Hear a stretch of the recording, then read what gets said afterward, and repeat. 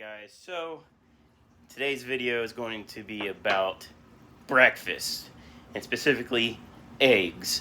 And what this video is all about is adding calcium to your fish tank. Specifically, I do this for my shrimp and snail tanks, and the way I'm doing this is by just eating breakfast. So let's get into it right now. Alright guys, so waking up, it's the weekend. Let's make some breakfast, doing some eggs and some toast. And the girls have ate their breakfast already, and there's Charlotte behind me. But anyways, so a good source of calcium that I found, and I've been doing this for almost 2 years now without issue. So before anybody freaks out about this video, I have been doing this for almost 2 years now. But I found a good source of calcium to add into shrimp tanks and also tanks with snails is chicken egg shells. So basically it's an item that I used to just throw away after cooking some eggs. Now I repurpose those eggshells as a calcium source for my shrimp tanks. And this video I'm going to show you how I do that. And we already saw the beginning stages of having it for breakfast. And I'm going to go through exactly what I do from start to finish on how to add calcium to a shrimp tank. Aren't I? But let's check it out. Alright, so what I do is whenever I make breakfast, instead of throwing the eggshells away, I just put them back in the carton until the dozen eggs are used. Now, I'm going to take a bowl. You can use any bowl. It's just what I have. And I'm going to put these eggshells into the bowl.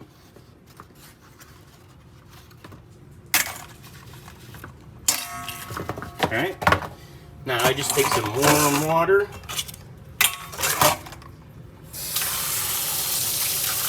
that's already hot.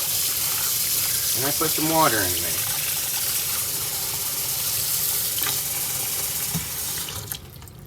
there. Next up, this is what I use. It's Dawn dish soap.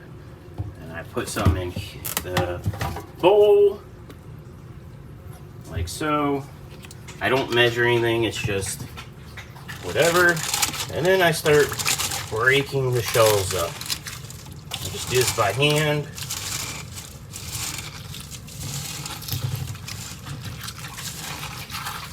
It doesn't really matter how fine you go.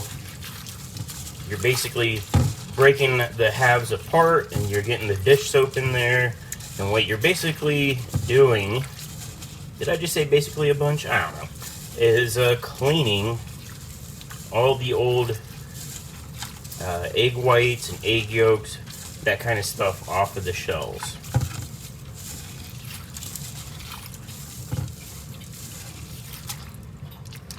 And I actually have another dozen shells that I want to do at the same time. And basically, you're getting all this little gunk and stuff out.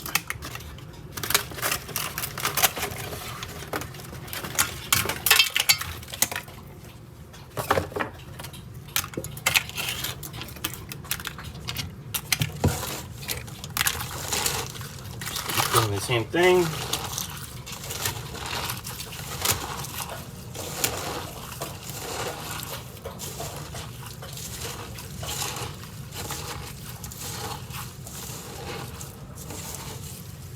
And that's kind of like what you end up with.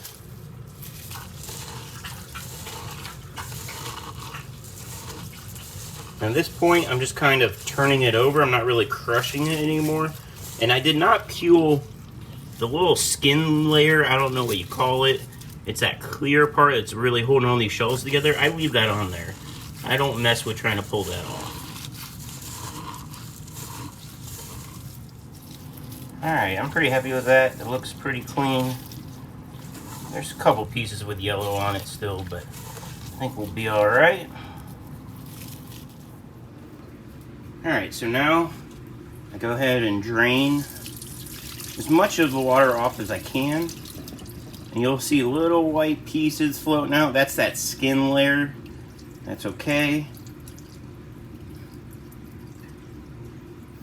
Now the thing is, this Dawn dish soap is very sudsy. So now we're going to run water and try to rinse all the soap out because there's a lot in there. So I might have used a little bit too much Dawn soap, but you can use a little bit less. It'll save you some time on this process. But all I'm doing is kind of still mixing the shells with my hand while the water flows through. And most of the shells are all heavy enough to sink. You might lose a little bit as you're agitating them when the water overflows, but that's why I got 2 dozen in here.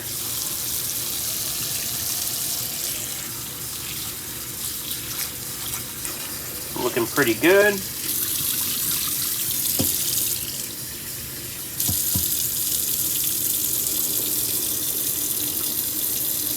Just try and drain off as much water as possible.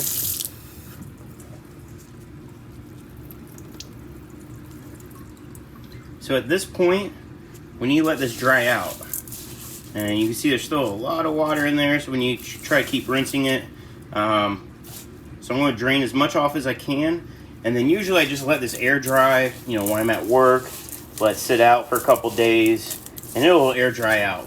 But for this video, I'm going to go ahead and stick this whole bowl into my oven and speed up that drying process so we can make this video.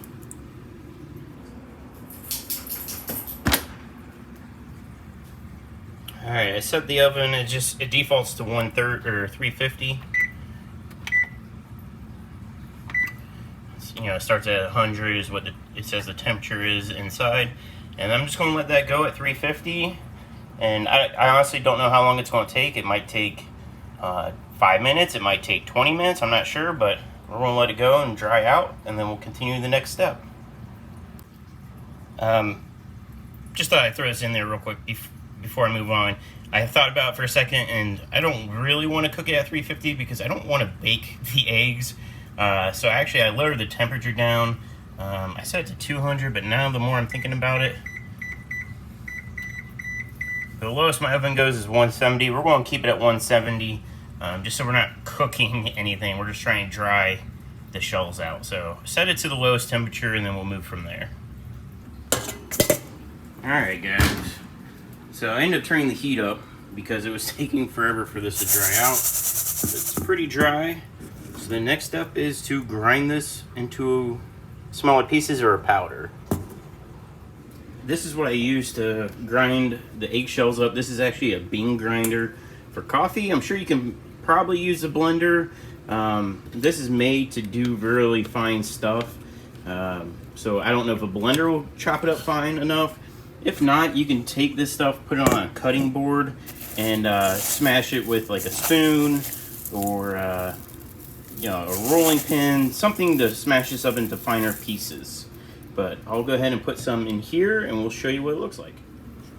So the shells are in there, and on this one you just put the lid on and you push the button right here.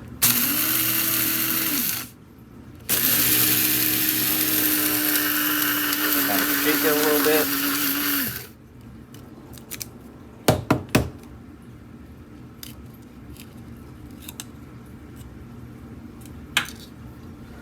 Makes a powder. But here you guys can see that's all I'm looking for, is this kind of a powder. There's some bigger chunks, but that's okay. And then I'm going to go ahead and put this in a container. Alright, this is the container I use. It came in like a 4-pack or 5-pack. It's for like spices, and I believe this is from IKEA. You can find these at IKEA or even like grocery stores. But it's for spices. They kind of sit on an angle where you can set them upright. But I just use something small like this to keep the eggshell powder, I guess you call it, in.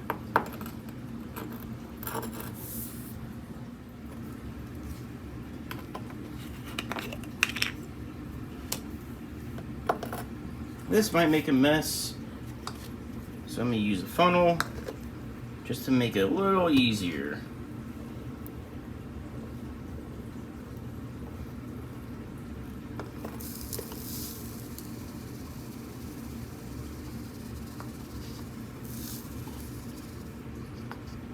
After grinding this stuff up, it almost smells like burnt hair. It's kind of what I describe the smell as. It's kind of powdery, But we're going to go ahead and finish grinding the rest of the shells, and then we'll see how much it makes. Alright, that is 2 dozen eggshells. It's about half of this little container, so just kind of give you guys an idea of how much product, I guess, eggshells will make. That's 2 dozen. Alright, this is one of my shrimp tanks. As you can see a shrimp flying across right there. And all I do is just take a little pinch and just pour it right on the top of the water. And the pieces of the shell you'll see sink will fall to the bottom, and they just kind of sit there. And then eventually the shrimp will kind of nibble on it. And this is a good source of calcium for shrimp and snails. And a good example of why I wanted to do this. Look at these ram's horns. See how their shells are white? That's a sign that their shells are deteriorating because they don't have enough calcium. Okay, so they're basically dissolving in the water column. So this tank needs extra calcium in it, and I can do that by adding physical calcium by these eggshells. And the pieces, whether they're powder or pieces, the smaller the better. But the powder really helps dissolve into the water column, which is going to help the snails out. And the real fine pieces, you'll eventually actually find some shrimp that will pick it up, and they actually kind of munch on it. I doubt I'll be able to get that on video right this minute, but they do. And I've been doing this for almost 2 years, and it's a thing. But you can go through, and live bearers are also really benefit a lot from this. So this tank's got a bunch of guppies, so I'm going to put some in here, and they might try eating it, but that's okay. This is a 29 gallon with a lot of guppies, so I'm going to spread it out. And then I mainly target tanks with snails, shrimp, or live bearers. But all tanks really can probably benefit from a little extra calcium, as long as it's not a fish that, you're trying to keep the TDS or the hardness down. But over time, like these bigger pieces, they'll dissolve out into the water column, which is super good for snails. So these tanks up here, I'm gonna go ahead and hit them because they have live bears. They have guppies. These are the Vienna guppies from Aquarium Co-op. I'll go ahead and put calcium in all these tanks. And I won't forget to do the green water shrimp tank and the blue dream tank over there.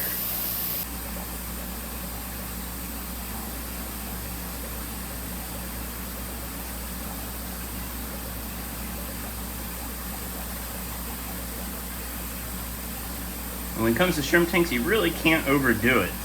You can see it's floating on the surface. Eventually it'll all sink down.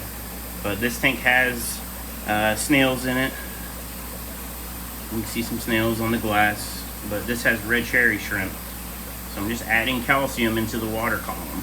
So I'm going to go ahead and do this on the rest of the tanks, and we'll finish this video out.